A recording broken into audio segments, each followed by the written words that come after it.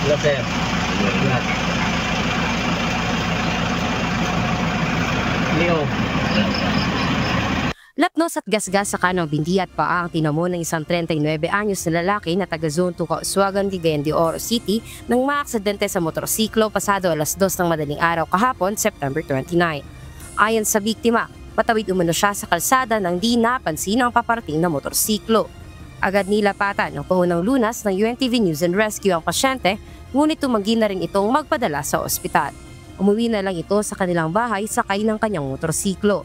Samantala, ang kanyang nakabanggaan ay agad na isinugod sa Northern Mindanao Medical Center ng Cagayan de Oro City Disaster Risk Reduction and Management Office para maagapan sa tinamong injury. Dalawa naman ang sugatan sa banggaan ng motorsiklo sa Maxoniel Vamenta Street, Carmen, Cagayan de Oro City, pasado alauna ng madaling araw noong September 28. Ang angkas ng motorsiklo ay nagtamo ng gasgas sa kanang paa at siko sa kapananakit ng kanang paa. Agad naman itong nilapatan ng paunang lunas ng UNTV News and Rescue Team. Tumanggi na itong magpadala sa ospital habang ang kasama nitong rider ay tumanggi na ring magpaasikaso. Ang nakabagaan naman nila ay isinailalim na sa kustodiya ng mga pulis. At sa Davao City, Hey, from UNTV News and Rescue po, nag-request, namabalik nag-request na mo tayo. Yung anak ko. Si anak niyo siya tayo? Oo, kasamahan niyo. Kasamahan namin no. Nag-request siya na patid daw kayo sa Malta Hospital. Ligaling na kami ng tanganay ko.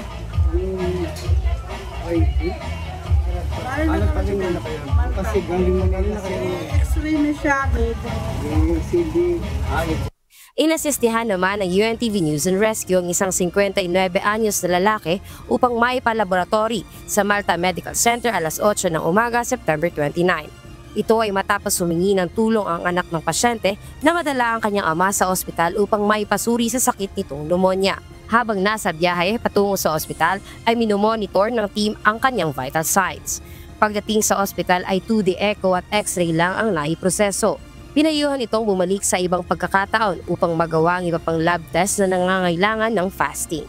Sa mga nangangailangan ng agarang tulong sa panahon ng aksidente o sakuna, makipag-ugnayan po sa UNTV NAR hotline 8911-UNTV o 8911-8688. Hazel Fezas, UNTV News and Rescue. Diyos ang aming sandigan, serbisyo publiko ang aming pinahahalagahan.